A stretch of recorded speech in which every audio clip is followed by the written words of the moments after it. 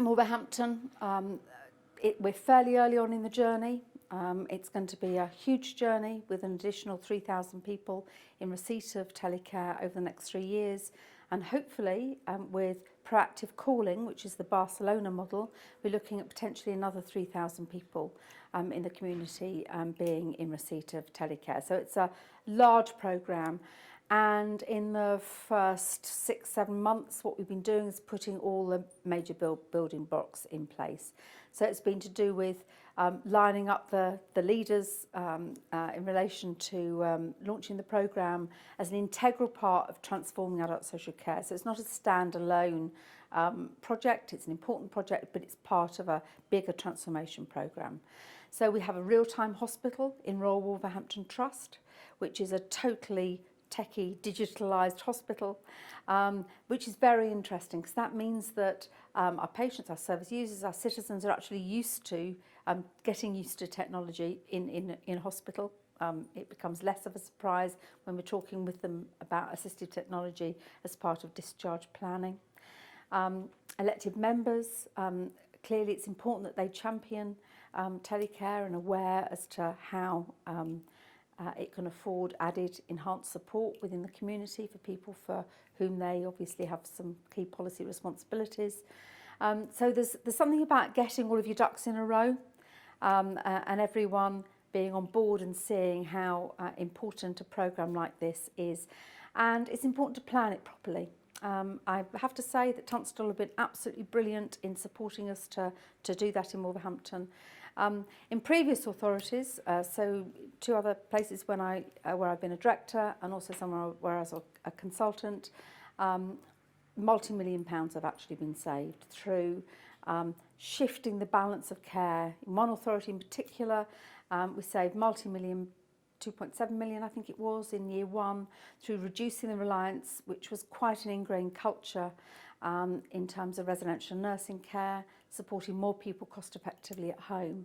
So as part of a change programme, I would say that assistive technology is an essential element. What's been interesting about our work with Tunstall and how we implement assistive tech has been, actually you can spend a long time trying to quantify in the minutest detail what this has delivered. That's difficult to come to because there are so many dynamics that come into play, so many elements when we go from assessment to provision of any sort of care. But what we have seen and what we have done is we've not only the new assessments that are taking place, this has given us an opportunity to relook at existing care packages. And so through reassessment, through reviews, we've been able to see where assistive tech can support, can replace existing care packages. And we've worked within supported living environments. We've tried to work with care homes, residential homes, nursing homes to see what elements of care can perhaps be replaced or augmented by some of this technology. It would be very hard to put a definitive figure to that, but we have seen reductions in the complex cases and reductions in the size of those complex cases and complex care packages. But what we've also seen is a significant reduction in the more simple care packages where actually it's often far more appropriate, less invasive and provides far better outcomes for the individual if we can shift from suddenly relying on services to creating that level of independence, but with the security and the confidence of knowing that you are being supported, albeit from a distance. So I think, whilst not putting my finger on individual parts of that, it's clear to see that this is having an impact. And I think a critical part of that is the impact on the behaviour of people, again, within and outside of services in relation to this. You can see there is a change in the way people are viewing this now.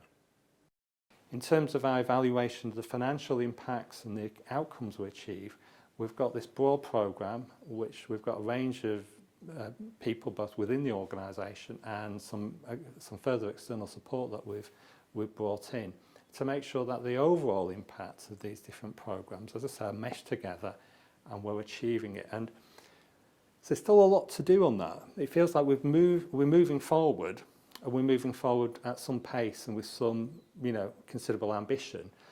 It's always a challenge across Lancashire because of the geographical size and the population we serve to do that.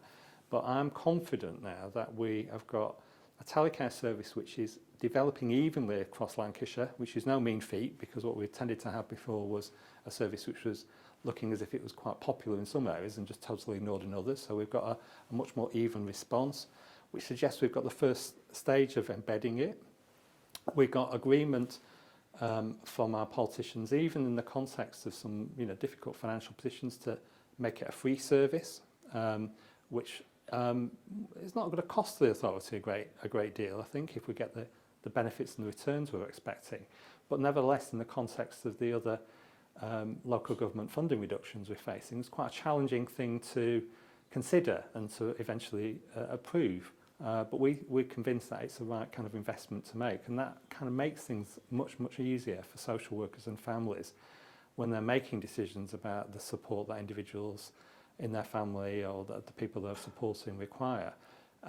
If the service is free, then they consider it first up, and it gives us a much better opportunity to plan the rest of the support with an eye both to what is the amount that they need to be safe and be supported appropriately, and what is the most affordable kind of scale of service across across the citizens we're supporting. I mean, in the early days, because we went from such a poor baseline in 2010, we had 50 people, to 1,800 people about 18 months later. There were large-scale cash savings. Most of that was cash avoidance. So, in other words, we saved ourselves from spending money we would otherwise have spent around carers, for example, and so on.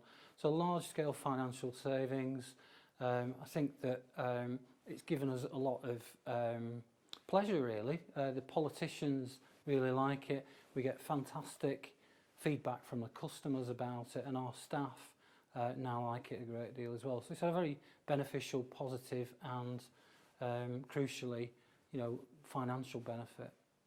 Through the work that we've done, we have realised large-scale cashable efficiencies.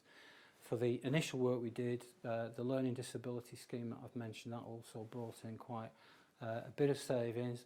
So I think the issue we've faced is how do those savings sustain in the long term? Because, as I've said previously, with some people, what you're actually doing is delaying the inevitable. So Mrs. Smith may still need residential care eventually, but with telecare we might have bought ourselves 12, 18 months.